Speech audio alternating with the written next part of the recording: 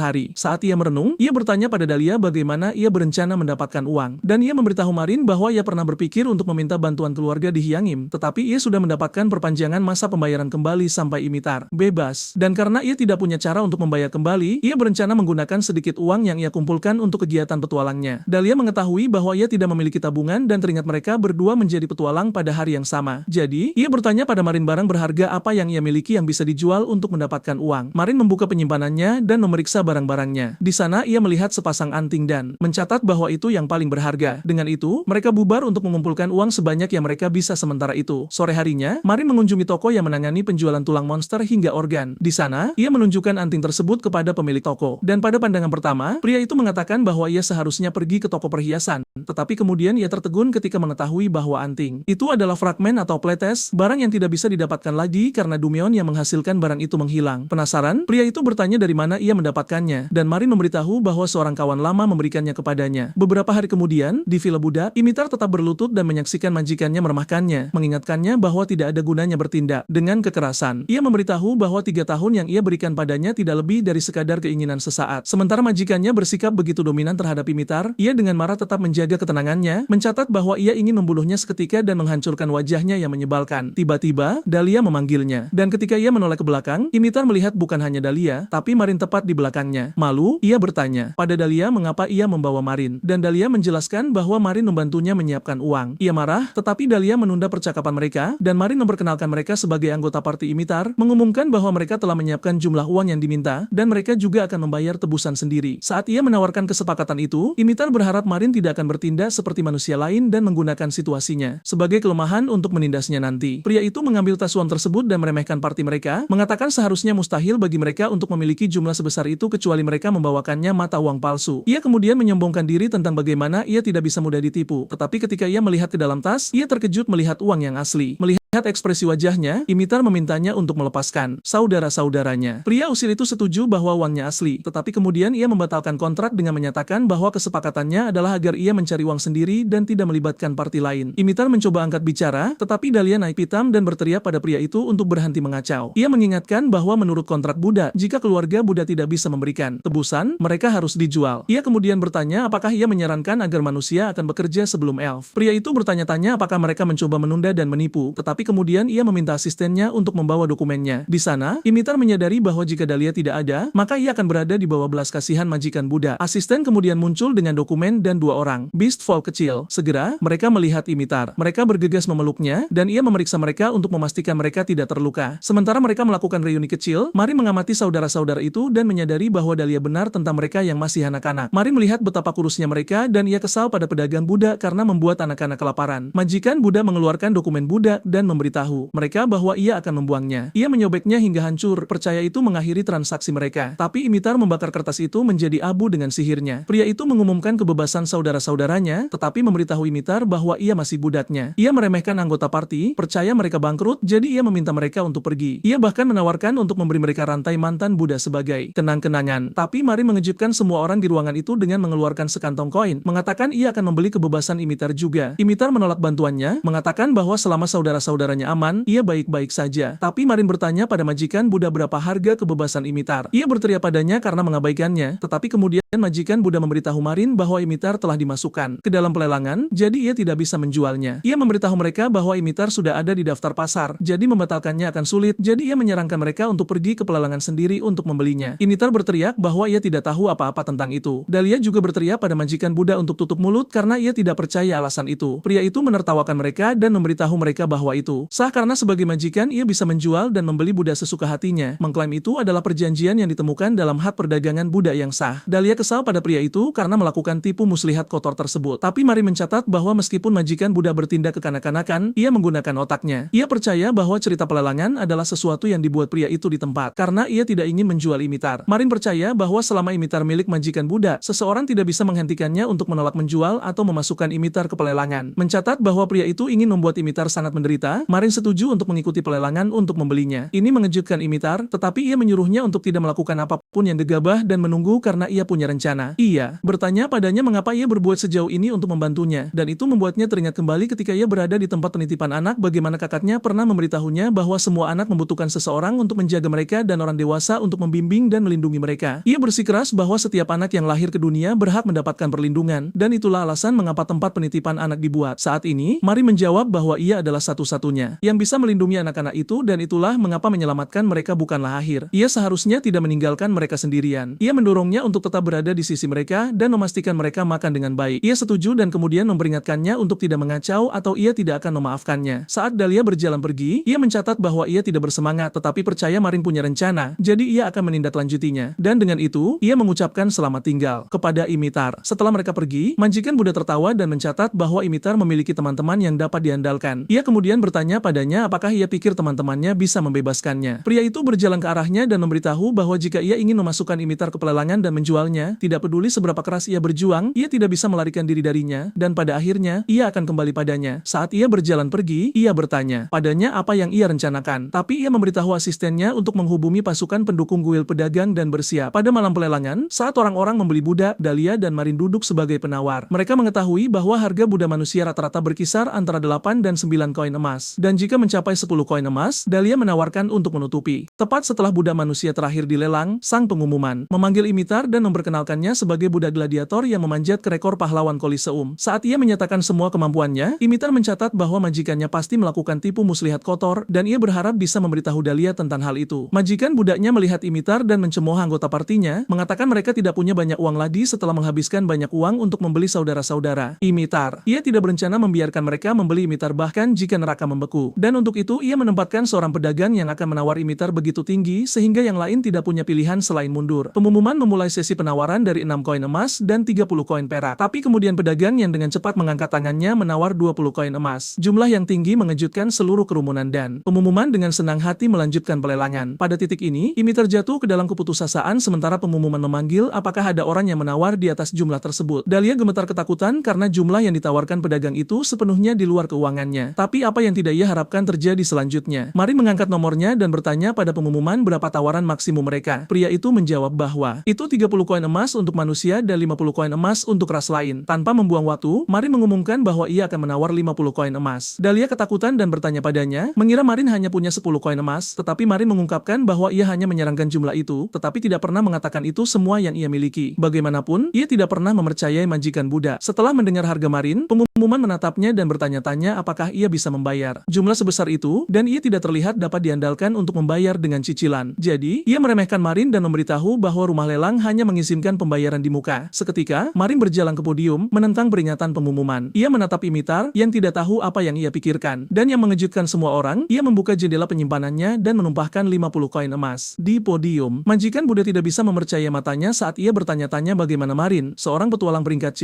bisa mendapatkan dana sebesar itu. Pengumuman, di sisi lain, menatap koin-koin itu dan menyatakan Imitar terjual. Sore harinya, Imitar kembali ke saudara-saudaranya, dan ia menangis sambil memeluk mereka. Mencatat bahwa bahwa ia akhirnya menjadi orang merdeka yang sesungguhnya. Dahlia, di sisi lain, bertanya pada Marin mengapa. Ia tidak memberitahunya bahwa ia memiliki jumlah uang sebesar itu secara tunai, tetapi Marin menjawab bahwa Dahlia tidak pernah bertanya berapa banyak yang ia miliki. Dengan masalah itu terselesaikan, Dahlia tidak mendesak dan ia senang keluarga itu sekali lagi bersatu. Imitar kemudian memanggil dan berterima kasih padanya karena telah membantunya dan saudara-saudaranya. Saat ia bertanya-tanya bagaimana ia harus membalas budinya, saudara-saudaranya mencium aroma daging yang lezat dan segera memeluknya untuk pergi mencari makanan. Setelah mereka pergi, Imitar bertanya pada Dahlia apa yang harus ia lakukan karena ia tidak tahu cara membalas budi Marin. Tapi Dahlia menyuruhnya untuk tidak terlalu memikirkannya, dan Marin mungkin menyukai mereka sebagai kawan, jadi yang terbaik jika mereka tetap bersama sejak saat itu. Ia kemudian bertanya pada Dahlia apakah ada sesuatu saat makan siang karena baunya berminyak dan lezat. Tapi kemudian Dahlia akhirnya memproses apa yang sedang terjadi. Jadi ia berlari ke arah Marin untuk menghentikannya memberi makan saudara-saudaranya dari daging yang terbuat dari monster. Saat Marin mencoba memberi makan adik laki-laki Imitar, Dahlia tiba-tiba menerobos masuk ke kamarnya dan menuntut agar ia berhenti. Bingung, Marin bertanya apa masalahnya. Tapi sebelum ia bisa mendapatkan jawaban, saudara-saudara Imitar dengan senang hati mengunyah daging goreng yang ia tawarkan kepada mereka. Setelah gigitan pertama, anak-anak itu memuji rasanya, tetapi Dahlia bertanya apa sebenarnya yang ia berikan kepada mereka. Imitar dengan santai berasumsi itu adalah ayam goreng dan mengatakan itu seharusnya tidak apa-apa karena saudara-saudaranya sudah memiliki semua gigi mereka. Namun, kesadaran tiba-tiba menghantamnya dan ia bertanya dari apa daging goreng itu dibuat. Tanpa ragu, Marin memberitahu bahwa itu adalah daging harpi. Imitar bertanya mengapa ia memberi mereka daging menjijikan. Ia menyambar daging itu dari mereka, menyebutnya kotor, tetapi anak-anak itu memprotes dengan keras, bersikeras mereka menginginkan lebih banyak daging lezat itu. Saat ia berdebat dengan mereka, aroma daging goreng mencapai hidung Imitar. Ia kemudian memutuskan untuk berpura-pura memakannya dan pingsan secara dramatis untuk menakuti saudara-saudaranya agar berhenti. Namun, ia tidak bisa memaksakan diri untuk secara sukarela mengonsumsi daging monster. Setelah pergulatan batin singkat, ia memberanikan diri untuk berpura-pura jatuh demi saudara-saudaranya dan berencana untuk berguling-guling di tanah secara dramatis setelah menggigitnya, bertindak seolah-olah itu beracun. Setelah memakan daging harpi, Imitar membeku untuk sementara waktu dan Dahlia bertanya apakah itu benar-benar beracun. Menggigil karena tidak percaya, Imitar bertanya-tanya mengapa rasanya begitu enak, tapi gangguan terus-menerus dari saudaranya akhirnya membuatnya sadar. Ia berpikir tentang rasa yang berair dan bertanya-tanya apakah itu benar-benar daging harpi. Ketika Marin bertanya padanya apakah rasanya enak, ia buru-buru berbohong dan mengatakan tidak. Ia kemudian menggendong saudara-saudaranya dan pergi dengan marah, menyatakan bahwa ia tidak akan pernah melupakan penghinaan tersebut. Tak lama kemudian, Marin memberitahu Dahlia untuk mulai memberinya 90% dari pendapatan quest yang masuk kepadanya sampai ia mampu melunasi 70 koin emasnya. Tertegun, Dahlia bertanya apakah Marin ingin ia mati kelaparan, tetapi ia tidak terlalu memedulikannya. Setelah itu, ia menuntut hadiah yang dijanjikan Dahlia karena masalah tersebut telah diselesaikan. Malam harinya, Dahlia memimpin ke hutan dan ia bertanya apakah perlu datang di malam hari. Dahlia menjelaskan bahwa desa itu terlalu ramai dan roh tidak menyukai lingkungan seperti itu. Marin kemudian bertanya bagaimana ia bisa memberikan berkah atribut, mencatat dari kata-katanya bahwa itu bukan sesuatu yang bisa dilakukan sembarang orang. Dahlia menyuruhnya untuk melepas sarung tangannya yang tebal, menjelaskan bahwa sebagian kulitnya yang terbuka harus terpapar agar berkah dapat meresap. Setelah mengikuti petunjuk tersebut, Dahlia memberi penjelasan tentang bagaimana elf yang lahir di hutan menerima berkah dari roh. Atribut berkah menjadi potensi batin mereka, dan roh-roh ini menyertai mereka seumur hidup. Ia menambahkan bahwa ia bisa meminta roh untuk memberikan berkahnya kepada orang lain. Pertemuan semacam itu hanya terjadi sekali seumur hidup. Itulah mengapa orang sering menyimpannya untuk pasangan atau anggota keluarga dekat, menyadari betapa berharganya. Berkat tersebut, Marin bertanya apakah ia benar-benar ingin menggunakannya padanya. Dahlia menjawab bahwa Marin adalah dermawannya karena ia membantunya memenuhi keinginan seumur hidup untuk menyelamatkan rekannya yang menderita di tangan manusia. Setelah itu, Dahlia memanggil roh angin Sylph dan angin sepau-sepai mengelilinginya. Karena tidak bisa melihat hal-hal ajaib dengan mata telanjang, Marin merasakan angin sepau-sepai menyapu kulitnya sebagai gantinya. Tak lama kemudian, Dahlia memberi penjelasan tentang alasan keji lain mengapa manusia membeli elf di masa lalu. Rupanya, manusia berusaha mencuri berkah dari elf, dan elf menanggung penghinaan ini untuk melindungi harga diri mereka. Dahlia menambahkan bahwa tingkat kematian elf meningkat setelah fakta ditandatangani. Tanpa membuang waktu, Dahlia melepaskan sil ke arahnya, dan itu melingkupinya, memberinya atribut bakat lain. Bakat yang baru ditambahkan mengejutkan Marin, tetapi Dahlia dengan cepat memotong pikirannya dan memperingatkannya untuk tidak salah paham, mengklaim bahwa ia masih belum memaafkannya karena menjadi manusia kotor. Keesokan harinya, Marin bergabung dengan anggota partinya di Hexhelm Guild. Saat tiba, mereka memberitahu bahwa mereka telah menemukan pengasuh untuk saudara-saudara Imitar. Dahlia bertanya-tanya dengan lantang apakah mereka bisa mempercayakan anak laki-laki muda itu kepada manusia, tetapi Imitar bersemangat untuk menghabiskan hari pertamanya sebagai warga negara bebas. Ia kemudian menunjukkan kepada mereka quest yang ia terima, yaitu quest penaklukan Gua Kristal level 20. Dahlia tidak bersemangat karena misinya melibatkan pertarungan melawan monster lumpur di rawa-rawa berlumpur, tetapi Imitar menganggapnya sebagai peringkat C yang aman. Saat mereka bersiap untuk Dungeon, Marin mempelajari ciri-ciri monster lumpur sambil bertanya-tanya seperti apa rasanya. Memperhatikan ekspresinya, Dahlia menebak apa yang sedang dipikirkan Marin. Tapi Imitar meminta mereka untuk pindah ke pintu masuk desa di mana kereta yang ia atur sedang menunggu. Saat berjalan melalui jalanan, Dahlia bertanya pada Imitar apakah ia meneliti semua monster lainnya di gua tersebut. Imitar membenarkan dan mengatakan ia akan menjelaskan semuanya begitu mereka berada di dalam kereta. Ia juga menyebutkan ingin mengamankan tempat tinggal bersama saudara-saudaranya karena mereka telah tinggal di penginapan. Tiba-tiba, kereta mahal berhenti di depan mereka. Dahlia dan Marin berasumsi itu adalah kereta yang disewa Imitar, tapi ia menyangkalnya. Anehnya, mantan majikan Buddha Imitar melangkah keluar dari kereta. Pria itu menyeringai dan berbicara seolah ia memprediksi pergerakan mereka. Terganggu oleh kedatangannya, ia mengatakan transaksi mereka selesai dan bertanya apa yang ia inginkan. Pria itu kemudian berkata ia merindukan Imitar dan datang untuk melamar, berharap untuk bertransaksi kembali Buddha tersebut, tetapi saran itu membuat mereka terdiam. Dahlia marah pada majikan Buddha, berteriak padanya karena mencoba melakukan tipu muslihat kotor dengan meminta untuk membeli Imitar. Namun, pria itu membungkam Dahlia, menyebutnya orang luar yang harus keluar dari percakapan mereka. Ia juga memberitahu Imitar, yang menatapnya tajam untuk melunakkan tatapannya. Bagaimanapun, mereka sudah lama saling kenal. Ia kemudian mengumumkan bahwa dua penjaga bersamanya di atas level 80, jadi Imitar tidak boleh bertindak gegabah jika tidak ingin terjadi sesuatu. Setelah memperingatkan mereka, majikan Buddha melanjutkan percakapannya dengan menawarkan untuk membayar 100 koin emas untuk Imitar, tetapi ia menolak. Pria itu tertegun dan bertanya-tanya apakah jumlahnya terlalu kecil karena secara normal ia merasa Imitar tidak bernilai lebih dari itu. Saat ia meremehkan Beaskin, Dahlia meraung padanya, tetapi kemudian ia tidak bisa melampiaskan kemarahannya karena para penjaga. Tetap saja, majikan Buddha menaikkan harga menjadi 150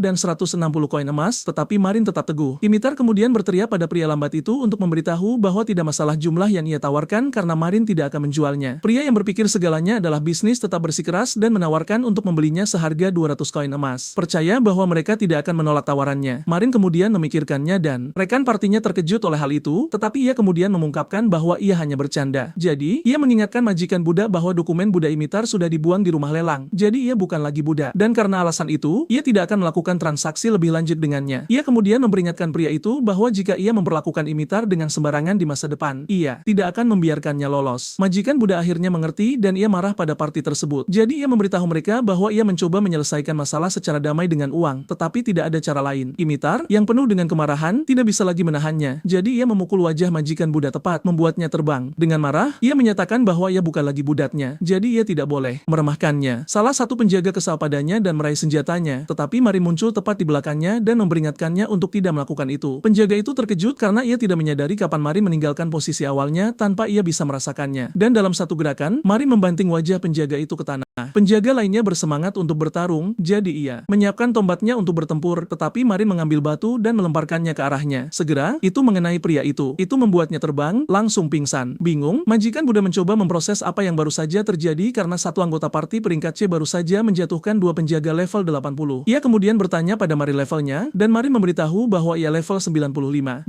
Orang lainnya terkejut bahwa level Marin setinggi itu. Kemudian Imitar meraih kepala majikan Buddha dan memberitahu ia belum selesai dengannya. Ia mencoba membujuknya agar tidak melakukannya, tetapi mendapatkan balasan yang pantas untuknya. Setelah Imitar menghajarnya untuk sementara waktu, Dahlia memberitahu waktunya untuk pergi, atau mereka akan ketinggalan kereta. Ia berjalan pergi dengan gembira bersama Dahlia dan memperingatkan majikan Buddha untuk tidak menunjukkan diri lagi. Pria yang baru saja dipermalukan itu merangkak dan bersumpah untuk membuat mereka membayar. Tapi kemudian ia melihat Marin berdiri di depannya, dan Marin mengungkapkan bagaimana butuh waktu baginya untuk menemukan parti karena rumor tentang dirinya yang menjadi seorang pembunuh. Ia dengan dingin memberitahu majikan Buddha bahwa lebih mudah baginya untuk menghancurkan guild pedagang daripada mencari parti baru. Jadi, pria itu seharusnya tidak mengacau dengan parti yang baru saja ia temukan. Dengan satu tendangan, ia menghancurkan kereta pria itu dan ia menyebutnya sebagai peringatan sebelum berjalan pergi. Ketika parti kacau tiba di gua, mereka melawan monster lumpur, dan Dahlia memberitahu mereka bahwa monster lumpur lemah terhadap api, jadi mereka harus menyulutnya. Ia langsung menyesali keputusan itu karena Imitar, wanita bis tidak berguna yang payah dalam mengendalikan sihir. Apinya menjadi lepas kendali dan hampir membakar teman-temannya hingga menjadi abu, membuat Dahlia kesal dalam prosesnya. Saat mereka berdebat, Marin mengambil beberapa bongkahan monster lumpur dan berpikir untuk memakannya. Imitar memperingatkannya bahwa ia tidak bisa menyelamatkannya jika ia pingsan, tetapi ia mengamati cairan itu dan mencatat bahwa itu sama sekali sekali tidak berbau. Karena itu, ia mengambil gigitan, percaya rasanya tidak akan seperti kotoran. Tapi Marin tidak pernah sesalah ini sebelumnya. Ia menyesali keputusan itu dan mengetahui bahwa tidak semua monster bisa dimakan. Ia kemudian memilih untuk pergi mencari sisa harpi goreng yang ia simpan di jendela penyimpanannya, tetapi Imitar dengan malu-malu berterima kasih karena telah menyelamatkan keluarganya, dan ia bersumpah untuk membalas budinya. Marin menolak tawarannya dan mengingatkannya bahwa ia harus memberi makan saudara-saudaranya, dan ini membuat Dahlia bertanya-tanya bagaimana ia mengumpulkan jumlah yang begitu besar, dan ia berharap ia tidak melibatkan diri dalam sesuatu yang berbahaya seperti yang telah ia peringatkan sebelumnya. Begitu Imitar mendengar Dahlia, ia terkejut, tetapi Marin memberitahu mereka bahwa ia menjual kenang-kenangan dari mantan kawan lama. Ini membuat Imitar semakin terkejut, dan saat ia mendengar Marin berbicara tentang bagaimana ia memutuskan untuk menjualnya, ia frustrasi dan bertanya mengapa. Tapi ia memberitahu bahwa itu tidak masalah karena mereka sekarang adalah kawannya, dan jika ia ingin membalas budinya, ia harus tetap bergabung dengannya mulai sekarang. Ia bertanya-tanya apakah hanya itu, tapi begitu ia meyakinkannya dan memanggilnya pemimpin mereka, Imitar bersemangat dan berjanji untuk melakukan yang terbaik sebagai pemimpin mereka. Tak lama setelahnya, ia bertanya pada Marin apakah ia sudah lama mengenal Dahlia sehingga Dahlia memberinya berkah. Tapi Dahlia memberitahu bahwa itu tidak jauh berbeda dengan berapa lama ia mengenalnya. Sambil ngemil, ia memberitahu bahwa itu adalah pembayaran untuk kontrak. Dan ini mengejutkan Imitar karena Dahlia dengan sukarela memberikan berkah kepada manusia yang wajahnya belum pernah ia lihat. Seperti biasa, Imitar bertanya pada Marin mengapa ia selalu mengenakan helm, dan ia memberitahunya bahwa ia memiliki alasan pribadi. Melihat ia mendekatinya sambil menggerakkan jari-jarinya, Marin bertanya apa yang sedang ia rencanakan, tapi Imitar menutup jarak dan ingin membuka helmnya. Untungnya, Dahlia menghentikannya, mengatakan tidak sopan untuk mengintip hal-hal yang orang lain tidak ingin tunjukkan. Dahlia kemudian menegur Marin karena sering menyembunyikan identitasnya, mengatakan bahwa Marin juga harus mencoba sedikit terbuka. Bagaimanapun, jika seseorang tertarik padanya, itu menunjukkan mereka ingin menjadi teman. Marin berhenti sejenak dan memikirkannya, tetapi tiba-tiba, serangan entah dari mana mengenainya, dan yang lain berbalik dan melihat bunglon monster menggunakan ekor kristalnya. Jadi mereka membunuhnya seketika. Tak lama kemudian, mereka memeriksanya untuk melihat apakah ia baik-baik saja, dan bahkan menyarankan untuk memeriksa wajahnya setelah melihat ia berdarah dari celah helm yang digunakan untuk melihat. Jadi, mereka berasumsi ia terkena pecahan kristal di mata. Marin memeriksa penglihatannya dan melihat ia bisa melihat dengan baik. Jadi ia mencatat bahwa ia hanya diserempet oleh serangan itu. Jadi ia memberitahu bahwa ia baik-baik saja, tetapi mereka menolak untuk mempercayainya dan berteriak padanya untuk melepas helm agar mereka bisa memeriksa dan mengobati lukanya. Jika seandainya matanya terluka, Imitar memberitahu mereka akan pergi ke kuil untuk segera mengobatinya. Tapi ketika Marin melihat tangannya mendekat, ia teringat bagaimana orang-orang berteriak padanya, memanggilnya monster ketika mereka melihat wajah aslinya dan menolak bantuannya. Jadi ia berteriak pada Imitar untuk tidak menyentuhnya. Terkejut dengan reaksinya, mereka bertanya apakah ia tidak ingin menunjukkan wajahnya sedemikian buruknya, tapi ia menutupi wajahnya, meringkuk dan bergumam bahwa mereka tidak boleh melihatnya. Khawatir, Dahlia mencoba membujuknya agar mereka bisa memeriksa lukanya, tapi Marin tetap bersikeras bahwa ia hanya diserempet dan ia baik-baik saja. Mereka masih terlihat khawatir, tetapi kemudian ia mengingatkan mereka akan levelnya dan secara logis menjelaskan bagaimana pecahan kristal dari makhluk level rendah tidak bisa menimbulkan luka fatal padanya. Dengan itu, ia bangkit, mengumumkan ia baik-baik saja, dan menyuruh mereka melanjutkan penaklukan. Tidak punya pilihan. Anggota parti menerimanya, dan Imitar merapalkan mantra penyembuhan di wajahnya sebelum memberitahu Marin untuk memberitahu mereka jika kondisinya memburuk. Dengan itu, mereka meminta maaf karena mencoba memaksa helmnya dilepas, dan ia juga meminta maaf karena berteriak pada mereka. Berjam-jam kemudian, mereka kembali ke Hexhelm untuk melaporkan penyelesaian misi mereka. Tapi kemudian resepsionis memperhatikan suasana aneh di antara anggota parti kacau. Jadi ia bertanya apa yang terjadi, tetapi mereka mengabaikannya. Imitar dengan khawatir bertanya untuk memastikan Marin baik-baik saja. Dan setelah ia membenarkan, Dahlia menyarankan mereka untuk mengambil cuti sehari untuk mengawasi kondisi Marin. Saat itu juga, saat mereka hendak kembali ke penginapan, seseorang menerobos masuk ke guild, mengumumkan keadaan darurat. Ia memegang laporan dan memberitahu semua orang bahwa Dumion baru telah dikonfirmasi di wilayah hutan di perbatasan antara Adramama dan ibu kota. Itu adalah Dumion tipe terbuka yang disebut Taman Dryad. Semua orang terkejut dengan pengumuman itu, tetapi saat anggota parti kacau menyimpulkan bahwa parti gadis lain akan menanganinya, Marin menyarankan mereka untuk bergabung dalam penaklukan. Terkejut, mereka bertanya apakah ia yakin tidak perlu beristirahat dan ia meyakinkan mereka bahwa ia baik-baik saja. Kemudian mengungkapkan bahwa ada sesuatu yang ingin ia uji. Sesaat kemudian, banyak parti dari guild tiba di Dumion baru dan parti kacau tidak terkecuali. Di sana, rumor menyebar di antara mereka tentang bagaimana parti pertama yang menemukan Dumion tersebut dirawat di rumah sakit oleh bos Dumion. Marin, di sisi lain, mencatat bahwa Dryad adalah monster tipe tanaman, jadi ia bertanya-tanya apakah rasanya seperti sayuran atau acar. Imitar dan Dahlia memahami pikirannya, dan mereka khawatir dengan reputasi parti mereka jika Marin memakan monster di depan orang lain. Seolah mencoba menghibur Dahlia, Marin berjanji untuk memasakkan sayuran dari monster karena elf adalah vegetarian. Tapi Dahlia lebih memilih untuk tidak ikut. Saat rumor tentang monster menyebar, seseorang muncul, memastikan bahwa ada dua bos. Ia memperkenalkan dirinya sebagai Ankerman, pahlawan pertama, dan meyakinkan mereka bahwa semuanya akan baik-baik saja. Di sana, Marin menganggap judul pahlawan aneh, dan itu mengejutkan Dahlia betapa ketinggalan zaman Marin. Jadi Dahlia memberitahunya bahwa pahlawan adalah orang-orang yang memegang gelar kandidat pemberani, dan karena rasa hormat, orang-orang menghilangkan kata kandidat yang melekat pada gelar itu dan menyebut mereka pahlawan. Beberapa orang khawatir tentang para pahlawan karena keberadaan pahlawan menandakan kembalinya Raja Iblis. Dan ketika saat itu tiba, para pahlawan akan berdiri melawan Raja Iblis dan inilah mengapa orang-orang sangat menghormati mereka. Marin menggunakan keterampilan penilaiannya pada Ankerman dan ia melihat banyak statistik tinggi dan banyak gelar penakluk labirin pertama. Marin kemudian memberitahu Dahlia bahwa ia pernah melihat seorang pahlawan dan Dahlia mengakui bahwa ada lebih dari satu dari mereka. Ia kemudian memberitahu Marin bahwa dari kelima pahlawan yang mereka temukan sejauh ini, pahlawan kedua terbunuh dan pahlawan keempat mati karena monster, yang berarti hanya tersisa 3. Setelah beberapa waktu, party memulai serangan mereka ke Dumyeon dan mereka disambut oleh banyak monster tawon. Di sana, party kacau melawan makhluk-makhluk itu dan dengan mudah membunuh mereka. Ini membuat party lain terkesan dan Imitar memiliki ekspresi sombong di wajahnya, tetapi Dahlia mengingatkannya bahwa mereka memiliki pekerjaan yang harus dilakukan, yaitu melindungi pasukan utama yang berencana membunuh Dryad. Party peringkat B mencoba yang terbaik untuk menghambat salah satu Dryad agar tidak ikut campur saat mereka menunggu Ankerman menyelesaikan yang lain. Monster itu menyerang pahlawan, tetapi ia menghindari tanaman merambat dan kemudian melepaskan serangkaian potongan yang memotong Dryad menjadi kayu. Semua orang yang menyaksikan serangan itu memuji Ankerman karena melakukan solo melawan Dryad, percaya bahwa mereka hanya tinggal satu lagi untuk ditangani. Tapi tepat saat itu, Dryad yang masih berdiri, berduka atas rekannya yang mati, dan mengeluarkan jeritan. Petualang lain tidak memedulikannya, percaya bahwa Ankerman juga akan membantai yang ini. Tapi mereka ngeri ketika Dryad menyerang mereka dengan banyak tanaman merambat dan memancarkan aura yang begitu kuat sehingga menyadari bahwa mereka berada di Dumyeon di mana mereka seharusnya membunuh kedua bos pada saat yang sama. Marin menggunakan penilaian dan ia memastikan bahwa Dryad yang mengamuk telah naik level. Ia segera memperingatkan Dahlia tentang monster itu dan Ankerman memberitahu party lain tentang hal itu. Ia memperingatkan mereka untuk mundur, menyatakan bahwa level mereka terlalu rendah untuk menghadapi bos, jadi ia akan memberikan mereka waktu. Saat mereka lari menyelamatkan diri, beberapa dari mereka tertangkap oleh tanaman merambat dan mereka semua panik, meninggalkan Ankerman untuk melawan Dryad sendirian. Sementara itu, pahlawan itu menyebut tim penakluk bodoh karena mengikutinya secara membabi buta tanpa pengetahuan sebelumnya tentang para bos. Tidak seperti dirinya yang telah memperoleh informasi dari guild pencuri sebelumnya, ia telah mengungkapkan beberapa informasi tentang monster itu kepada tim untuk menimbulkan keributan dan akhirnya mengalahkan para bos sendirian untuk mendapatkan gelar lain di kantongnya. Saat ia bersiap untuk melawan Dryad, ia tiba-tiba diberitahu bahwa ia tidak dapat menggunakan keterampilan atau teknik senjata selama 10 menit, yang berarti ia telah dikutuk oleh monster itu. Tepat saat itu, ia mengaitkan tanaman merambatnya dan menarik Ankerman dari kakinya sebelum membantingnya ke tanah. Keras kepala, pahlawan itu mencoba memotong tanaman merambat yang mengait di kakinya, tetapi Dryad itu mengayun dan memukulnya berulang kali sampai ia hampir pingsan. Melihat ini, tim penakluk dengan cepat melarikan diri demi hidup mereka sambil mencatat bahwa penaklukan telah gagal. Marin, di sisi lain, mencatat bahwa jika mereka tinggal, korban akan meningkat. Jadi, ia berlari langsung ke monster itu dan mengaktifkan keterampilan ilmu pedang seni bela diri. Tapi kemudian ia tidak tahu output apa yang harus digunakan melawan Dryad. Jadi, ia memutuskan untuk membuatnya sedang. Saat monster itu mencakar manusia, Marin mendorongnya ke samping dan kemudian melepaskan tebasan yang begitu dahsyat sehingga tidak hanya memotong Dryad dengan bersih menjadi 2, tetapi juga pohon-pohon di dekatnya. Pria yang diselamatkan itu tertegun ketika ia melihat Marin menghabisi monster level 70 dalam satu serangan. Serangan itu mengejutkan bukan hanya penonton, tetapi juga Marin yang bermaksud untuk membuatnya tetap sedang. Beberapa detik kemudian, ia diberikan gelar penakluk Taman Dryad. Sementara Marin tidak tahu bagaimana harus bereaksi karena itu gelar bersih pertamanya yang ia miliki dibandingkan dengan pahlawan. Rekan setimnya berlari ke arahnya dan memujinya karena dengan mudah menangani Dryad menggunakan langkah yang mencolok. Saat ia dengan rendah hati memberitahu mereka bahwa ia tidak berencana membuatnya menjadi luar biasa. Pria yang ia selamatkan sebelumnya muncul dan berterima kasih dan ia terkejut dengan kekuatan Marin yang tidak dibenarkan oleh peringkat partinya. Yang lain memuji party karena mengalahkan tawon membuat penaklukan lebih mudah dan juga memuji Marin karena mengalahkan Dryad. Ankerman tidak bisa. Beberapa detik kemudian, mereka mulai bergumam tentang gelar pembunuh kerabat Marin dan bagaimana tidak aman untuk bergaul dengannya. Dahlia dan Imitar merasa jijik, jadi mereka menanamkan akal sehat ke dalam manusia yang tidak peka itu sebelum mengirim mereka pergi. Di sisi lain, sebuah party dengan cemas memeriksa pahlawan yang terlihat tidak senang saat mencoba mencari tahu bagaimana Marin mengalahkan Dryad dengan begitu mudah. Ankerman mencatat bahwa ia tidak bisa melihat level Marin ketika ia menilainya, dan ia kesal pada petualang peringkat C biasa karena mencuri gelar penyelesaian pertama Dumyeonnya. Jadi, ia bersumpah untuk tidak melupakan kejadian itu. Kemudian di penginapan, Marin mengupas beberapa chestnut yang ia panen dari Dryad dan ia menyebutnya berkualitas tinggi. Jadi, ia mengupas kulit luar dan merebus chestnut sebelum menambahkannya ke sirup yang terbuat dari gula panas dan melapisi chestnut secara merata dengan sirup tersebut. Ia menutup tutupnya, membiarkannya dimasak sebentar, dan saat sudah siap menamai makanan itu dengan aliasnya. Ia kemudian mengamatinya sebelum mencobanya, dan ia benar-benar terkejut dengan rasanya sehingga ia mencatat bahwa tidak mungkin ia bisa memakan sesuatu yang begitu enak sendirian. Jadi, nanti malam itu, ia memanggil Dahlia ke kamarnya dan menawarkan chestnut tersebut karena Dahlia adalah seorang vegetarian. Tapi Dahlia frustrasi karena tidak mengerti alasan mengapa ia menolak makanan itu. Penasaran, ia bertanya tentang imitar dan Marin memberitahu bahwa ia tidak bisa memberikan imitar karena ia tidak suka manis. Juga, saudara-saudaranya sedang tidur karena sudah tengah malam. Tidak punya pilihan. Dahlia mengambil chestnut matang karena kasihan pada upaya Marin hanya untuk mencobanya dan menemukan betapa indahnya rasanya. Marin kemudian bertanya padanya bagaimana rasanya, tetapi Dahlia berbalik ke arahnya, menolak untuk mengakui rasa manisnya. Setelah itu, Dahlia mencatat bahwa makanan itu menangkap rasa musim gugur, dan ia mengetahui bahwa Marin telah menamainya menurut namanya. Terkejut, Dahlia bertanya-tanya mengapa Marin menamai makanan itu menurut dirinya sendiri, tetapi Marin memberitahu bahwa itu sebaliknya dan mengatakan Dahlia memiliki gigi manis. Dahlia tidak membantah dan malah mengungkapkan bahwa mentornya mengajarinya cara mengendalikan nafsu makannya. Dan kembali ke hutannya, ia tidak bisa makan banyak stroberi liar, yang merupakan satu-satunya hal manis yang mereka miliki. Di sana, Marin belajar tentang betapa ketatnya mentor Dahlia. Dan begitu Dahlia menyebut namanya, Rose, Marin meraih tangannya dan dengan sempurna mendeskripsikan Rose. Ini mengejutkan Dahlia karena ia bertanya-tanya bagaimana Marin mengenalnya. Tapi daripada menjawab pertanyaannya, Marin meminta Dahlia untuk membawanya ke hutan rumahnya keesokan harinya. Keesokan harinya, Marin tiba di hutan besar Azora yang terletak di pusat benua. Ia mencatat bahwa dahulu kala, anggota parti penyihirnya memiliki teman baik elf dan ia pernah mengambil quest bersamanya. Marin mencatat bahwa elf itu menonjol baginya karena ia menggunakan tombak yang tidak biasa bagi jenisnya, tetapi ia tidak pernah membayangkan ia adalah mentor Dahlia. Saat ia berjalan menuju perbatasan elf, Marin, yang telah mengonfirmasi berkali-kali dengan Dahlia sebelumnya, bertanya-tanya apakah Rose tidak akan mengingatnya. Ketika ia sampai di perbatasan, ia melihat Rose yang langsung menganalisis bentuk tubuhnya, dan itu cocok dengan apa yang Dahlia katakan padanya sebelumnya. Jadi, ia memberitahu Marin untuk memberinya namanya. Awalnya, Marin menggunakan aliasnya, tetapi kemudian menyebut dirinya Charlotte dan ia berkata, lama tidak bertemu. Rose tersenyum sebelum tertawa dan mengatakan ia sudah lama tidak mendengar nama itu. Kemudian ia bertanya padanya bagaimana kabarnya dan berapa tahun sejak terakhir kali mereka bertemu. Lega, Marin senang ia masih ingat, tetapi yang mengejutkannya, ia berjalan lebih dekat dan mengerahkan tombak ke lehernya, menuntut siapa ia dan bertanya mengapa. Ia mencoba menipunya dengan berpura-pura menjadi kenalan lamanya. Ia mengakui bahwa ada seseorang dengan nama Charlotte, tetapi itu 100 tahun yang lalu, yang berarti tidak mungkin manusia seperti itu masih hidup. Tidak yakin, Rose memintanya untuk membuktikan dirinya dengan memberitahunya nama panggilan yang biasa ia gunakan untuk memanggil Charlotte. Marin berhenti sejenak dan teringat saat pertama kali bermitra dengan Charlotte. Saat itu, Carlos pernah menyaksikan kekuatannya dan ingin Marin bergabung ke dalam partinya. Namun Marin awalnya menolak. Carlos kemudian meyakinkannya melalui Rose bahwa ia bisa bertemu dengan ras lain. Merasa tertarik, Marin pun setuju. Lalu Carlos memperkenalkannya pada Rose dan Marin menjabat tangannya. Rose menganggap nama Long terlalu panjang, jadi ia memutuskan memanggilnya Char. Saat ini, Marin memberitahunya nama panggilan itu dan Rose ketika menyadari bahwa pria di depannya adalah orang yang sama. Ia mengamati Marin dan menyadari bahwa ia tidak terlihat tua, berbeda dengan kebanyakan manusia. Namun, Marin menepis keraguannya dengan mengingatkan Rose tentang bagaimana Carlos membenci kue melina buatannya dan tumpukan surat penggemar yang sering ia terima dari para tentara bayaran. Setelah memastikan bahwa Marin adalah orang yang ia ingat, Rose menerima dan memintanya untuk mengikuti dirinya karena ada sesuatu yang ingin ia pastikan. Ketika sampai di kabinnya, Rose menawarkannya teh dan meminta maaf, mengatakan tempat itu hanya ia gunakan untuk tidur. Di sana, Marin mengetahui bahwa Rose tinggal sendirian di gubuk itu karena lebih mudah baginya untuk menjaga pintu masuk hutan. Setelah mengamati Rose, Marin mencatat bahwa wanita itu tidak berubah sedikit pun setelah 100 tahun, dan itu adalah hal yang lumrah bagi kaum elf. Setelah Rose mendapat penolakan dari Marin terkait permintaan melepas helm, ia meminta Marin menunjukkan tangannya. Marin pun melepas sarung tangannya, dan Rose memeriksanya, mencatat bahwa Marin tidak menua sedikit pun. Ia mengatakan rasanya seolah waktu telah berhenti bagi Marin dibandingkan dengannya. Penasaran, ia bertanya apakah Carlos memiliki usia yang sama dengannya. Namun, Marin gemetar sebelum memberitahu bahwa Carlos dan anggota parti lainnya telah tiada, dan hanya dirinya yang tersisa. Rose mencoba berpikir logis dan setuju dengannya. Namun kemudian ia mengungkapkan bahwa ia mengira semua anggota parti itu telah tewas. Dulu, satu-satunya kabar yang ia dapatkan hanyalah surat-surat yang sesekali dikirim Carlos padanya. Namun, Carlos berhenti membalas suratnya. Jadi, Rose memutuskan untuk menunggu sambil berasumsi bahwa Carlos sedang sibuk, sampai akhirnya ia mendengar kabar bahwa parti mereka, Romantia, menghilang begitu saja 20 tahun kemudian. Meskipun parti petualang seri menghilang saat itu, hal itu sangat aneh bagi Romantia karena mereka sangat kuat. Rumor pun menyebar. Awalnya, Rose tidak percaya dan memilih untuk menunggu. Namun, terlalu banyak waktu yang berlalu baginya untuk terus berharap. Itulah mengapa ia menyimpulkan bahwa mereka semua sudah tiada. Kini, Rose lebih terkejut daripada senang melihatnya masih hidup. Ia pun bertanya dengan rasa penasaran bagaimana Marin bisa hidup selama 100 tahun tanpa menua sama sekali. Marin kemudian mengingatkannya menceritakannya tentang terakhir kali mereka membentuk party, bagaimana mereka membunuh Regina Aranea, sang ratu laba-laba, dan memperoleh buku keterampilan yang dikenal sebagai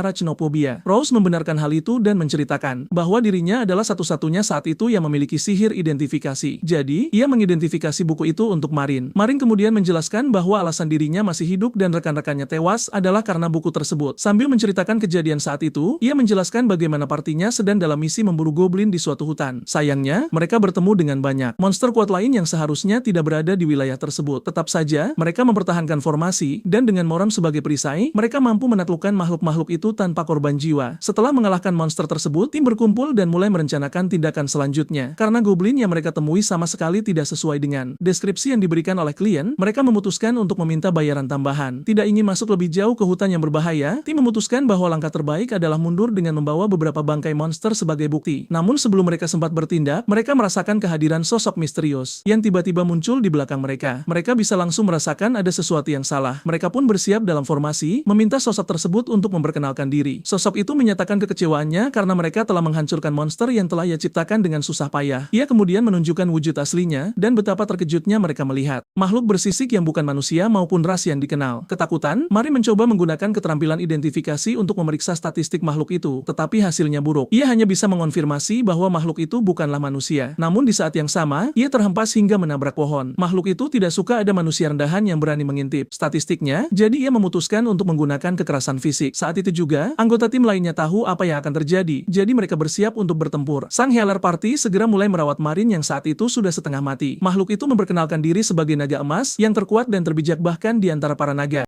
Mendengar identitasnya, tim sudah tahu mereka tidak memiliki peluang menang, bahkan jika Marin tidak terluka. Mereka memikirkan rencana pelarian yang cepat. Sebelum sempat melaksanakannya, naga emas yang sudah mengantisipasi semua gerakan mereka mulai menjatuhkan mereka satu persatu. Enggan menyerah, pemimpin party mencoba mengulur waktu agar Healer bisa merapalkan sihir penyembuh area luas pada rekan-rekannya dengan bertanya apa yang diinginkan naga tersebut. Naga itu mulai mengoceh tentang bagaimana ia jatuh cinta pada Raja Iblis dan mendedikasikan seluruh hidupnya untuk membangkitkannya. Berkat ocehan naga itu, Damien berhasil menyiapkan mantranya, dan seluruh party berencana kabur segera setelah penyembuhan massal dilakukan. Namun, mereka tidak menyadari bahwa naga itu menyadarinya. Tepat sebelum mantra diaktifkan, naga itu mengintervensi dan membunuh Healer dalam sekejap. Sang pemimpin yang murka menyerang dengan seluruh kekuatannya untuk membalas, tetapi akhirnya dipukul jatuh. Kini nyaris tidak sadar, Marin menyadari satu-satunya cara untuk mengulur waktu bagi rekan-rekannya agar bisa selamat adalah dengan menggunakan keterampilan Arachnophobia dari buku mantra. Ia pun segera mengaktifkan buku mantra tersebut. Namun, hal berikutnya yang ia sadari adalah ia terjebak dalam wujud monster tanpa ada naga di sekitarnya. Lebih buruk lagi, ia berdiri di atas mayat manusia yang tak terhitung jumlahnya, termasuk pahlawan keempat saat itu. Berdiri di sana dengan syok, ia menerima notifikasi sistem bahwa ia telah memperoleh gelar pembunuh kerabat. Ia kemudian memahami apa yang telah terjadi. Saat ia menggunakan keterampilan itu, ia berubah menjadi monster laba-laba yang kuat dan kehilangan kesadaran diri, menyebabkan ia membantai banyak manusia, termasuk rekan-rekan yang ingin ia selamatkan. Ia baru bisa sadar kembali karena ia bersentuhan dengan batu pemurni status yang dibawa oleh pahlawan keempat. Saat ia sadar kembali, sekitar 100 tahun telah berlalu. Marin hancur saat menceritakan peristiwa itu kepada Rose, namun Rose meyakinkannya bahwa itu bukan salahnya dan ia hanya mencoba melindungi rekan-rekannya. Tetap saja, Marin meminta maaf atas apa yang telah ia lakukan, terutama karena telah membunuh teman baiknya. Ia kemudian menjelaskan bahwa alasan ia tidak pernah melepas helmnya adalah selama 100 tahun terakhir, siapapun yang melihat wajahnya akan ketakutan dan menyebutnya monster. Ia berbagi bahwa ia ingat telah membatalkan keterampilan itu, tetapi masih belum memiliki keberanian untuk menunjukkan wajahnya kepada siapapun, termasuk dirinya sendiri. Rose menjawab dengan bertanya apakah ia pernah menceritakan hal ini kepada rekan-rekannya. Marin menjawab ia tidak sanggup melakukannya karena yakin hal itu bisa mengakhiri hubungan mereka. Tetap saja, Rose bersikeras bahwa ia harus menunjukkan wajahnya kepada mereka sebelum kepada dirinya sendiri. Karena yang ia takutkan bukanlah wajahnya sendiri, melainkan reaksi orang terhadapnya. Rose mengatakan ia yakin jika rekan-rekannya bisa menerimanya, tidak peduli bagaimana rupanya, maka ia akan mampu menghadapi penampilannya sendiri. Mendengar kata-kata itu, Marin masih merasa ragu karena tidak tahu apakah ia sudah cukup mempercayai mereka. Namun Rose meyakinkannya bahwa itu tidak masalah. Rose bertanya mengapa ia mengubah namanya dari Charlotte dan memperlihatkan kacang kastanya panggang yang menjadi asal-usul namanya. Marin menjelaskan bahwa ia mengganti namanya karena takut nama aslinya masuk dalam daftar buronan. Saat Rose bertanya apa yang telah ia lakukan sejak terbangun, Marin bercerita bagaimana ia memutuskan menjadi petualang karena kelompok tentara bayaran sudah tidak ada lagi. Ia kemudian menceritakan seluruh pengalamannya hingga bisa bekerja sama dengan Dahlia dan Imitar. Terkesan, Rose bertanya bagaimana keadaan Dahlia dan apakah ia sudah menjadi lebih baik dalam memanah, dan Marin meyakinkannya tentang pria seperti apa muridnya itu sekarang. Ia kemudian berkomentar tentang bagaimana kepribadian Rose yang kaku telah melunak selama bertahun-tahun yang membuatnya bereaksi canggung. Dengan demikian, mereka berpamitan saat Marin pergi. Dalam perjalanan pulang, Marin merenungkan kata-kata Rose, bertanya-tanya apakah ia akan pernah cukup mempercayai rekan-rekannya untuk mengungkap wajahnya. Saat tiba, ia bertemu Imitar yang sedang dalam suasana hati buruk, mengeluh tentang bagaimana Ankerman mengganggunya sejak Marin pergi. Ia menawarkan kacang kastanye yang dibawanya, tetapi mereka berdua menolak karena tahu dari mana ia mendapatkannya. Imitar kemudian mulai mengomel tentang bagaimana sang pahlawan telah mencuri semua quest yang ia coba ambil dari papan guild, seolah-olah ia sengaja mencoba memprovokasinya. Ia menceritakan lebih lanjut bahwa Ankerman juga menyebarkan rumor palsu tentang dirinya yang melanggar aturan guild, dan ketika ia mengonfrontasinya, Ankerman hanya menganggapnya sebagai kesalahan. Dahlia kemudian menambahkan bahwa alih-alih kembali ke ibu kota tempat ia bekerja, pahlawan picik itu malah mengikuti mereka ke sini untuk mencoba mencari keributan. Sementara itu, saat mereka berdiskusi, saudara-saudara Imitar tertarik dengan aroma kacang kastanya tersebut. Jadi, mereka mencuri beberapa dan mulai memakannya. Ketika Imitar menyadarinya, ia mencoba menghentikan mereka, tetapi mereka melawan, mengklaim bahwa mereka belum pernah merasakan sesuatu yang begitu ilahi. Marin tiba-tiba mengangkat pembicaraan tentang pahlawan kedua yang dikabarkan telah dibunuh, bertanya apakah ada kemungkinan hal itu dilakukan oleh Ankerman. Namun, Dahlia menjawab bahwa meskipun Ankerman itu picik, ia tampaknya bukan orang yang cukup berani untuk melakukan hal seperti itu. Selain itu, jika ia memiliki kekuatan sebesar itu, ia tidak akan mengacau separah itu di Dumeon. Ia kemudian menyebutkan rumor bawah tanah tertentu yang menyebar tentang kematian sang pahlawan. Menurut rumor tersebut, orang yang bertanggung jawab atas kematian pahlawan kedua tidak lain adalah sang pahlawan ketiga. Mendengar fakta bahwa pahlawan kedua kemungkinan besar dibunuh oleh yang ketiga, Marin sangat terkejut karena ia tidak pernah percaya seorang pahlawan bisa melakukan kekejaman seperti itu. Dahlia lebih lanjut menyatakan bahwa meskipun itu hanya rumor, ada alasan mengapa hal itu menimbulkan kecurigaan orang. Menurutnya, pada hari pahlawan kedua meninggal, ada suara guntur yang sangat keras di ibu kota, yang cukup aneh karena hari itu cerah. Mengingat situasinya, orang-orang percaya bahwa guntur itu disebabkan secara buatan, dan pahlawan ketiga kebetulan adalah ahli sihir petir yang terkenal. Ia dikenal sebagai orang gila yang akan menyetrum siapapun yang sedikit saja membuatnya kesal. Dan untuk alasan itu, orang-orang menjaga jarak darinya, bahkan jika mereka berspekulasi tentang kematian pahlawan kedua. Tidak ada yang berani mengonfrontasi atau bahkan membicarakan apa yang terjadi secara terbuka karena takut akan apa yang bisa ia lakukan pada mereka. Ibu kota kerajaan kemudian mengumumkan bahwa pahlawan kedua tewas dalam pertempuran saat mencoba membela para bangsawan dari para pembunuh. Imitar berkomentar bahwa untuk alasan yang aneh, semua pahlawan tampaknya sedikit kurang waras. Ia menyebutkan rencananya untuk menghajar Ankerman jika ia mengganggunya lagi, tetapi Dahlia memperingatkannya agar tidak melakukannya, menyatakan bahwa itu bisa menarik hukuman berat baginya. Memikirkan jumlah gelar First Dungeon Clear yang dimiliki Ankerman, Marin akhirnya memahami penyebab perselisihan mereka. Karena salah satu syarat untuk menjadi pahlawan adalah memiliki gelar First Dungeon Clear. Ia menyadari bahwa pahlawan itu pasti tidak suka ia mendapatkannya. Bersama-sama, parti tersebut menyimpulkan bahwa Ankerman mungkin melihat Marin sebagai ancaman. Jadi, ia memutuskan untuk mengganggu partinya sekadar untuk memprovokasinya. Sementara mereka berdiskusi, Imitar menangkap saudaranya mencoba mencuri kacang kastanye, jadi ia memarahi mereka sambil menyeret mereka pergi. Sementara itu, Marin bertanya-tanya tentang kata-kata Rose, bertanya-tanya apakah rekan partinya akan tetap memperlakukannya sama ketika ia akhirnya menunjukkan wajahnya. Keesokan harinya, parti tersebut masuk ke Dumeon di mana mereka ditemani oleh sekawanan Sri Memutan yang terbukti cukup tangguh. Saat tim bekerja sama untuk menjatuhkan mereka, Marin tenggelam dalam pemikiran tentang beberapa teori. Ia percaya mutasi Slime tersebut bisa jadi merupakan pertanda kebangkitan Raja Iblis yang bisa sangat berbahaya karena mereka mungkin akan bertemu naga emas. Sekali lagi, menyadari nasib apa yang menimpa mereka, ia mulai panik karena Imitar dan Dahlia masih jauh lebih lemah daripada rekan-rekannya dulu. Tanpa disadari, seekor Slime sudah menyerangnya. Tepat sebelum serangan itu mendarat, Dahlia mendorongnya menjauh dan mengambil kerusakan itu sebagai gantinya. Imitar kemudian menggunakan serangan api ledaknya untuk menghabisi sisanya. Pada saat itu, Marin tersentak dan menyadari betapa besarnya kerusakan yang ia timbulkan. Segera, ia memarahi Dahlia karena melakukan tindakan gegabah tersebut, tetapi Dahlia mencoba mengabaikannya dengan bersikap acuh tak acuh. Untungnya, Imitar bisa menyembuhkannya, tetapi Marin masih merasa terguncang. Ia menunjukkan bahwa sebagai perisai, dialah yang seharusnya menahan serangan musuh, bukan sebaliknya. Dahlia kemudian menyela, menyatakan bahwa tidak mungkin ia akan berdiri diam dan melihat rekannya terluka, meskipun ia hanya manusia rendahan dengan umur pendek. Tersentuh, Marin diam-diam meminta maaf karena menyebabkan Dahlia terluka sambil berjanji untuk lebih fokus dalam penggerbekan mereka di masa depan. Dalam perjalanan pulang, Imitar dan Dahlia diam-diam mendiskusikan betapa banyak perubahan sejak ia bertemu Rose. Imitar mempertimbangkan untuk bertanya tentang hal itu, tetapi masalah yang lebih mendesak tiba-tiba muncul. Dahlia mendengar suara monster yang menyerang sekelompok orang di dekatnya, jadi mereka segera menuju ke sana. Di lokasi kejadian, monster bayangan yang kuat menyerang beberapa penjaga yang berusaha mati-matian mencegahnya mencapai kereta di dekatnya. Ketika monster itu menang dan mencoba membunuh para penjaga, Imitar dan Dahlia tiba untuk menghentikannya, tetapi tetap sulit untuk dikalahkan. Jadi, Marin terpaksa turun tangan dan mengakhirinya dengan mudah. Sambil mereka bertiga bertanya-tanya mengapa mereka memutuskan untuk menyelamatkan sekumpulan manusia acak, seorang kurcaci muncul muncul dari kereta, berterima kasih karena telah menyelamatkan mereka. Tak lama kemudian, seorang wanita kurcaci muda muncul juga, bertanya apakah mereka yang menyelamatkan mereka. Melihatnya, Dimitar dan Dahlia segera berlutut di depannya, membuat Marin bingung. Ketika ia bertanya siapa wanita itu, ia memperkenalkan diri sebagai Tata, putri kerajaan kurcaci, serta Master Gnome Emas. Kembali ke Hexelim, Marin dan Dahlia diminta menunggu di luar sementara Dimitar melaporkan situasinya secara resmi ke Guild. Sambil menunggu, Dahlia mengungkapkan bahwa alasan ia dan Dimitar bergegas menyelamatkan mereka adalah karena mereka merasakan kehadiran para kurcaci, membantu Marin menyadari bahwa kebencian mereka terhadap manusia belum membaik. Marin menunjukkan bahwa Tatasha hanya terlihat seperti anak kecil baginya, yang membuat Dahlia memarahinya dengan keras. Dahlia menjelaskan bahwa meskipun penampilannya muda, dia adalah kurcaci dewasa yang sudah menjadi istri dan ibu. Pengawal kurcaci Tata berterima kasih kepada mereka karena telah menyelamatkan mereka, menyatakan bahwa segalanya bisa menjadi sangat buruk jika sesuatu terjadi pada sang putri. Tak lama kemudian, Tata diizinkan pergi. Saat keluar, ia meminta Dahlia dan Marin menyebutkan nama mereka. Ia kemudian meyakinkan mereka bahwa ia tidak akan pernah melupakan nama-nama penyelamatnya. Sebelum pergi, ia dengan santai menyatakan bahwa sesuatu yang kecil dan merah akan cocok untuk mereka, meninggalkan mereka dalam kebingungan. Setelah ia pergi, mereka masih diminta untuk menunggu lama sebelum Dimitar dilepaskan, membuat mereka bertanya-tanya apakah ada masalah. Sambil menunggu, Marin merasa lapar, jadi ia mengeluarkan salah siap saji yang telah ia siapkan dari penyimpanan. Melihat salad itu, Dahlia berkomentar bahwa ini adalah pertama kalinya ia melihat Marin makan sayuran saja. Marin menawarkan kepadanya, tetapi ia bersikap keras kepala. Namun keras kepalanya hanya bertahan sebentar mengingat betapa rapi hidangan itu disiapkan. Setelah memastikan bahwa sayuran itu benar-benar sayuran dan bukan kulit dari monster, ia memutuskan untuk mencobanya. Saat Dahlia mencicipinya, ia merasakan kegembiraan yang meledak dari dalam karena ia belum pernah merasakan hidangan seilah itu sejak meninggalkan hutan. Saat menanyakan tentang bahan-bahannya, Marin mengungkapkan bahwa meskipun sayurannya asli, ia telah menambahkan bahan tambahan seperti slime dan bagian tubuh dari beberapa monster lain yang telah ia kalahkan sebelumnya. Mendengar ini, Dahlia menjadi sangat marah dan mulai menyalahkannya karena membuatnya makan monster lagi. Saat itu juga, Dimitar keluar, terlihat selelah seseorang yang baru saja melihat hantu. Ketika mereka bertanya tentang hal itu, ia mengungkapkan bahwa ia diminta untuk membuat banyak pernyataan dan mengisi dokumen yang tak terhitung jumlahnya mengenai apa yang terjadi. Ia juga berbagi dengan penuh semangat bahwa ia telah dipromosikan ke peringkat B oleh Guild. Meskipun ia sekarang peringkat B, parti tersebut masih diakui sebagai parti peringkat C karena dua anggota lainnya. Jadi mereka melihatnya sebagai kesempatan untuk naik level juga. Ketika Dimitar menuju kembali ke Guild untuk mengambil sertifikatnya, Marin bertanya kepada Hellion, wakil Master Guild, apakah ia memiliki informasi mengenai naga emas. Namun karena Hellion lahir setelah kejadian itu, ia merasa tidak pantas baginya untuk menceritakan kisahnya. Ia kemudian mengarahkannya ke Daisy, resepsionis Guild, yang merupakan anggota tertua di Guild. Hellion merasa aneh bahwa seseorang sekuat Marin tiba-tiba muncul dan mulai mencari naga emas. Jadi, ia percaya akan lebih baik jika ia mengawasinya. Ketika Marin bertanya kepada Daisy tentang naga tersebut, ia memeriksa catatan dan kemudian melanjutkan untuk mengungkapkan berita paling mengejutkan. Marin sangat tercengang mengetahui bahwa monster yang telah ia dedikasikan seluruh hidupnya untuk dikalahkan, telah dikalahkan oleh sekelompok petualang bertahun-tahun yang lalu. Setelah mendengar bahwa naga itu telah dibunuh, Marin berdiri tak percaya, bertanya-tanya apakah ia masih memiliki tujuan untuk hidup. Daisy kemudian segera mengungkapkan bahwa meskipun catatan mengklaim bahwa naga itu dikalahkan oleh para petualang, itu bukan kasusnya. Ia berbagi bahwa selama penaklukan, beberapa petualang menggunakan sihir api yang sangat kuat yang menelan kota. Namun ketika asapnya hilang, tidak ada jejak naga lagi. Mereka terkejut bahwa naga Excalibur itu bisa menghilang tanpa jejak. Namun karena tidak ada serangan atau penampakan naga setelah penaklukan, mereka memutuskan untuk mencatatnya sebagai kemenangan. Mendengar ini, Marin berkomentar bahwa tidak ada sihir manusia yang mampu membakar mayat naga hingga habis. Jadi ia menyimpulkan bahwa naga itu pasti masih hidup di suatu tempat. Ia bertanya apakah ada tempat lain di mana ia bisa mendapatkan informasi yang lebih detail dan Daisy memberitahunya tentang Guild yang dikenal sebagai TFS Guild yang ia yakini akan mampu memeriksanya untuknya. Menurutnya, satu-satunya tempat ia bisa menemukan TFS Guild adalah di wilayah terpencil, padang gurun barat yang dikenal menampung petualang keliling. Namun karena wilayah barat memiliki level monster rata-rata yang lebih tinggi, Guild telah menempatkan batasan yang menyatakan bahwa seorang petualang harus setidaknya peringkat B untuk diizinkan ke sana. Informasi tersebut memberikan semua motivasi yang ia butuhkan untuk dipromosikan karena ia sangat perlu mengumpulkan sebanyak mungkin intel tentang naga emas. Parti tersebut kemudian menghabiskan beberapa hari berikutnya dengan mengambil sebanyak mungkin quest menarik perhatian petualang lain dalam prosesnya. Akibatnya, rumor mulai menyebar tidak hanya tentang prestasi mereka, tetapi juga tentang kebiasaan makan monster maron. Ketika mereka kembali dari quest suatu hari, Dimitar dan Dahlia berbagi trauma yang disebabkan oleh Marin dengan mencoba mengonsumsi 15 jenis slime yang berbeda. Setelah penyelesaian quest mereka diverifikasi di Guild, Maron dan Dahlia akhirnya dipromosikan ke peringkat B, menaikkan peringkat party juga. Saat dokumen difinalisasi, Dimitar secara acak mengungkit pembicaraan tentang festival yang akan segera berlangsung, jadi mereka memutuskan untuk menghadirinya sebagai sarana untuk melepas penat dari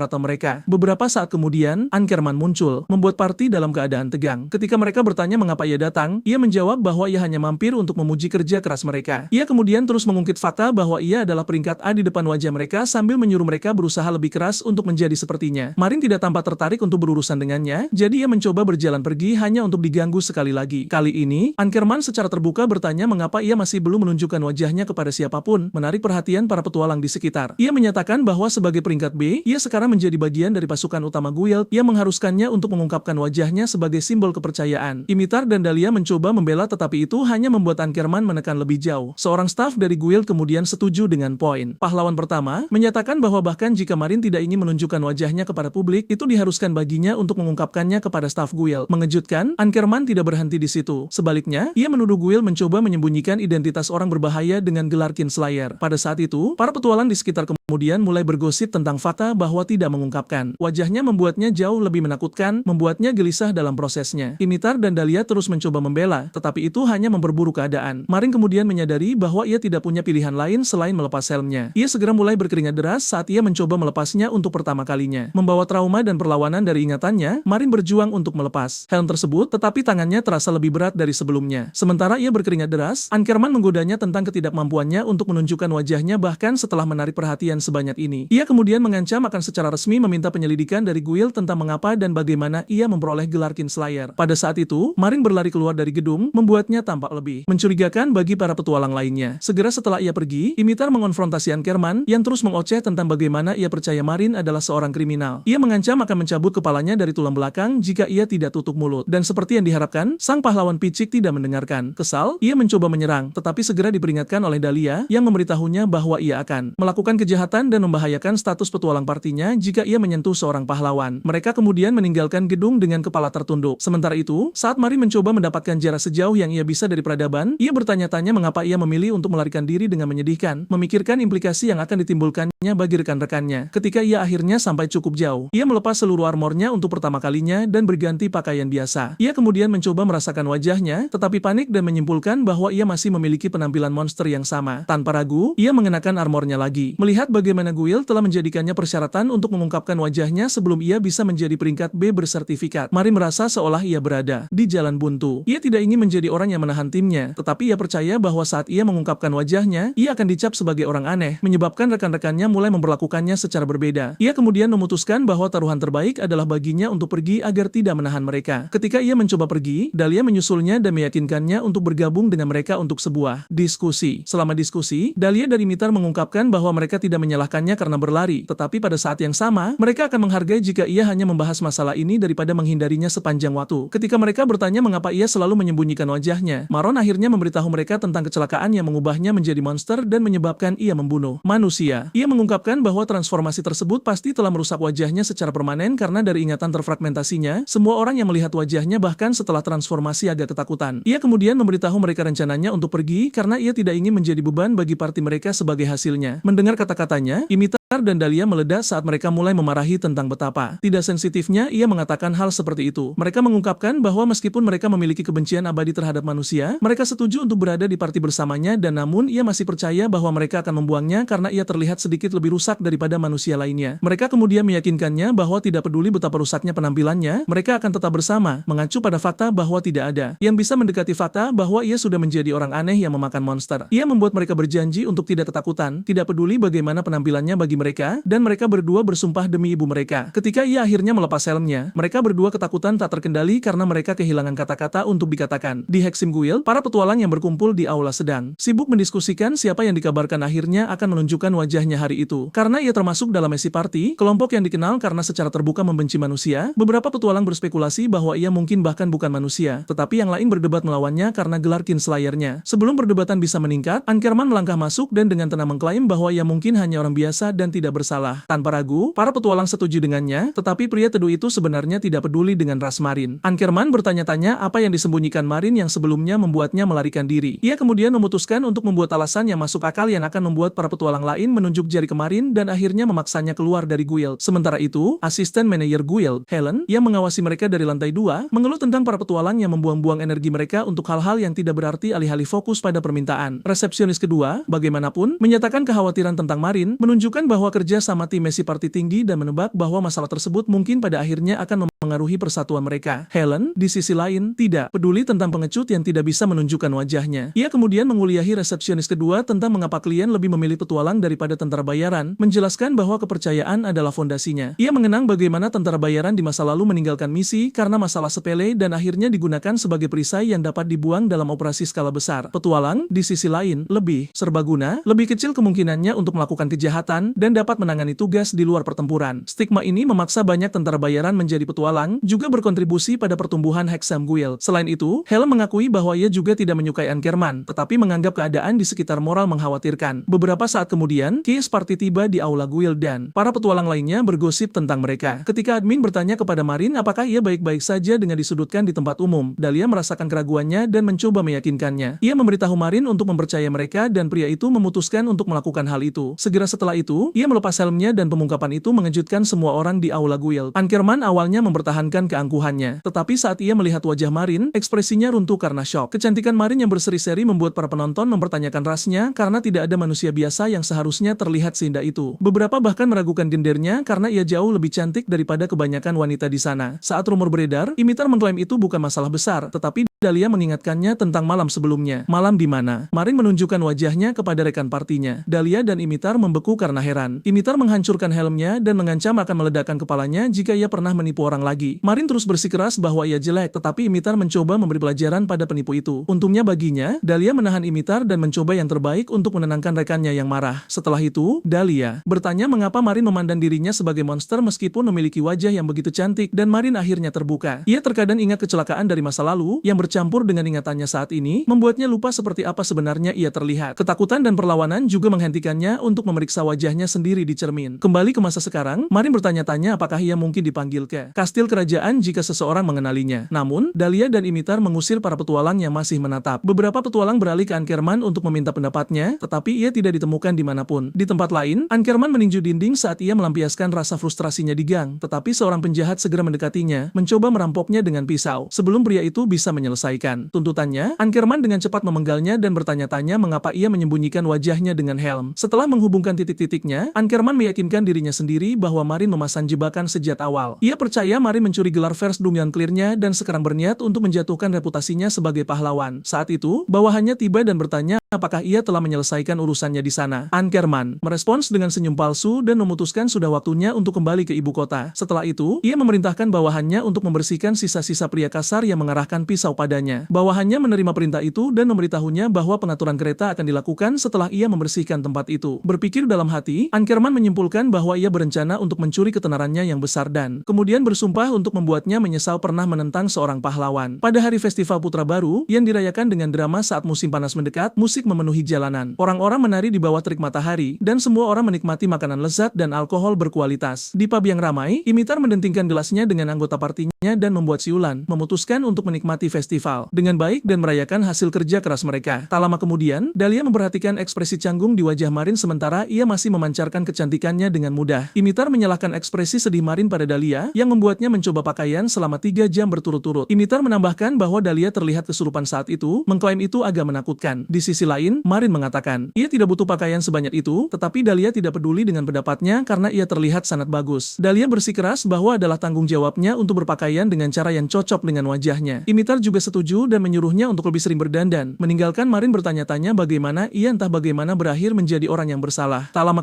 kemudian, Marin menyadari sudah begitu lama sejak ia keluar, tanpa mengenakan helmnya. Hampir seketika, beberapa wanita yang lewat memperhatikannya dan mulai mengagumi penampilannya, tetapi tatapan mereka membuat Marin tidak nyaman. Imitar menyarankannya untuk belajar selera mode dari Dahlia selama periode perayaan, tetapi segera melihat pria itu menutupi kepalanya dengan kantong kertas. Baik Dahlia maupun Imitar menekannya untuk melepasnya, tetapi ia khawatir tentang tatapan orang lain, mengingat berapa lama ia bersembunyi di balik helm. Parti memutuskan untuk memberinya waktu untuk menyesuaikan diri dengan menunjukkan wajahnya di depan umum. Tiba-tiba, Marin mendengar Bart bernyanyi di dalam pub sementara anak-anak menari dengan gembira mengikuti melodi. Pemandangan dan lagu itu membawanya ke masa lalu. Di masa lalu, seorang yang jauh lebih muda duduk sendirian menonton anak-anak lain menari. Dengan ceria, seorang biarawati mendekatinya dan bertanya mengapa ia tidak menari, tetapi ia menjawab bahwa ia tidak bisa menari. Ia memberitahu itu tidak masalah dan kemudian menguliahi ia tentang festival yang menjelaskan bagaimana semua orang harus bersenang-senang terlepas dari keterampilan menari. Ia kemudian menariknya ke dalam kelompok dan mereka menari bersama anak-anak lain. Kembali ke masa sekarang, Marin terus menatap Bark dan anak-anak yang menari. Setelah memperhatikan musik dan tarian, Imitar bertanya tentang hal itu dan Marin memberitahu mereka tentang tarian rakyat. Itu menarik minat Imitar, tetapi Dahlia tidak tertarik meniru manusia yang sangat ia benci. Imitar meminta untuk mengajari mereka cara menari tarian rakyat, tetapi ia mengakui bahwa ia bukan penari yang baik. Tetap saja, Imitar bersikeras itu tidak masalah karena ia percaya bahwa festival adalah untuk dinikmati semua orang dan kata-katanya memberi Marin rasa deja vu yang kuat. Mengabaikan protes Dahlia, Imitar menyeretnya dan Marin ke lantai dansa. Ia juga melepas kantong kertas di kepala Marin, mengatakan ia tidak membutuhkannya untuk menari. Saat wajahnya terungkap, anak-anak tertarik padanya dan mereka mengundangnya untuk menari bersama mereka. Dengan itu, kekosongan 100 tahun Marin mulai menutup perlahan. Sementara Dahlia dan Imitar tanpa ampun memanggang keterampilan menari Marin yang mengerikan, ia terus mendapatkan lebih banyak perhatian. Tak lama kemudian, Daisy tiba mencari Messi Party dan bergegas mendekat ketika ia melihat mereka. Imitar dengan cepat memberitahu ia bahwa mereka beristirahat dari permintaan, tetapi ia memuji pakaian Marin. Bingung, ia menutupi kepalanya lagi dengan kantong kertas. Tetapi Dahlia mengklaim itu sia-sia karena semua orang sudah melihat wajahnya. Daisy kemudian memberikan permintaan kepada party tersebut, mengatakan itu tidak mendesak. Penasaran, Imitar bertanya permintaan macam apa itu. Daisy mengungkapkan bahwa itu adalah permintaan yang dinominasikan khusus untuk party mereka, yang membuat mereka semua terpana. Di tempat lain, Lady Bonita menikmati kehidupan bangsawan sebagai pelayan. Mencuci kakinya sementara ia menyesap anggur mahal. Beberapa saat kemudian, pelayannya menerima beberapa informasi tentang orang yang ia cari dan menyampaikan berita itu kepadanya. Ia memuji jaringan pencarian mereka yang efisien dan kemudian memutuskan untuk menemui orang tersebut. Pelayan lain membawa bola ajaib dan itu memproyeksikan gambar Miron ke udara. Bersemangat, Bonita menyeringai dan memerintahkan para pelayan untuk memberi penghargaan kepada informan seperti yang dijanjikan. Saat ia pergi, ia memerintahkan mereka untuk menyiapkan kereta dan pakaian karena ia berniat untuk secara pribadi pergi dan menemui Moral. Di bagian utara benua, ia merupakan area dataran tinggi gersang dengan serangkaian pegunungan terjal, masih ada orang yang tinggal di sana. Messi Party tiba di desa pertambangan bernama Trik dan denting logam yang konstan bergema di udara, menyiksa gendan telinga Dahlia dan Imitar. Keduanya mengeluh tentang kebisingan dan asap tebal yang berasal dari tungku di sana. Imitar mengeluh tentang harus melanjutkan pekerjaan di wilayah utara tepat setelah menikmati festival. Sementara Dahlia bertanya-tanya dengan keras tentang identitas orang yang menominasikan mereka, terutama karena mereka baru saja mencapai status peringkat B. Sambil menatap formulir permintaan, Maron memikirkan sistem nominasi yang biasanya dicadangkan untuk bangsawan peringkat tinggi. Ketika ia melihat bahwa nominator terdaftar sebagai Golden Workshop Morgano, ia bertanya-tanya apakah mereka cukup kaya untuk membuat permintaan nominasi karena ia belum pernah mendengar namanya. Seluruh situasi terasa mencurigakan baginya dan ia berharap klien tidak membuat permintaan yang tidak masuk akal. Mengikuti petunjuk kasar yang diberikan, party tersebut akhirnya tiba di bengkel dan Imitar dengan santai mengetuk pintu. Setelah menunggu beberapa saat, ia menjadi tidak sabar dan bersiap untuk menutup lebih keras. Tetapi Dahlia menghentikannya, memperingatkan bahwa merusak barang hanya akan menyebabkan hutang yang tidak perlu. Saat keduanya berdebat tentang cara mendapatkan respons, Marin memperhatikan saklar aneh yang dipasang di samping pintu. Menebak itu mungkin semacam bel pintu, ia menekannya. Yang lain segera bertanya apa yang baru saja ia lakukan. Tetapi sebelum ia bisa menjelaskan dengan benar, pintu bengkel terbuka, memperlihatkan seorang kurcaci menatap kembali ke arah mereka. Kurcaci itu melirik penampilan mereka dan dengan cepat menyimpulkan bahwa mereka adalah Messi Party. Ia mengundang mereka ke dalam, mengatakan ia telah menunggu mereka dan meminta mereka untuk menunggu orang lain yang akan segera bergabung. Saat mereka menunggu, Imitar mengeluh tentang kerumitan pintu yang tidak perlu. Tetapi pada saat itu, seorang kurcaci wanita tiba dan meminta maaf, mengklaim itu adalah teknologi yang belum dikomersialkan. Saat ia berterima kasih karena telah menjawab panggilannya, Dahlia dan Imitar segera mengenalinya sebagai Lord Gnome dan segera berlutut untuk menghormatinya. Gnome memberitahu mereka untuk duduk dan bersantai karena ini bukan pertemuan formal, meninggalkan mereka terpana. Tak lama kemudian, mereka duduk bersama dan Imitar dengan gugup bertanya kepada Gnome mengapa ia memanggil mereka. Dengan itu, Gnome kemudian menjelaskan tugasnya, yaitu untuk mengadakan bahan khusus yang digunakan dalam membuat senjata dan baju besi. Setelah mengatakan itu, ia melanjutkan dengan mengatakan bahwa ia baru saja mengetahui tentang sistem nominasi dan memutuskan untuk menominasikan party mereka setelah melihat nama yang akrab. Dahlia dan Imitar terharu hingga meneteskan air mata, merasa terhormat bahwa Gnome ingat nama mereka, tetapi reaksi mereka membingungkan Marin. Tak lama kemudian, Marin ingat bahwa Gnome kembali ke kampung halamannya beberapa waktu lalu dan bertanya mengapa ia masih di desa manusia. Gnome mengakui bahwa ia ingin mempelajari teknik yang sangat penting bagi pengrajin. Ia kemudian memberi mereka pengarahan tentang pengabdian kurcaci terhadap pandai besi sejak zaman kuno. Itulah sebabnya teknologi negara lain tidak dapat mengejar mereka. Namun, mereka telah mengabaikan teknologi lain karena tren baru dan mereka mulai menurun karena kebangkitan yang akan datang dari Raja Iblis. Bahkan para kurcaci di kampung halamannya hanya terobsesi dengan membuat senjata dan baju besi. Gnome tidak menganggapnya sebagai perkembangan nyata karena tidak ada kemajuan dalam standar hidup. Ia kemudian memberitahu mereka tentang teknik teknik menarik yang ia temukan di kerajaan manusia dan itu mengejutkan Marin. Sebelum ia bisa melangkah lebih jauh,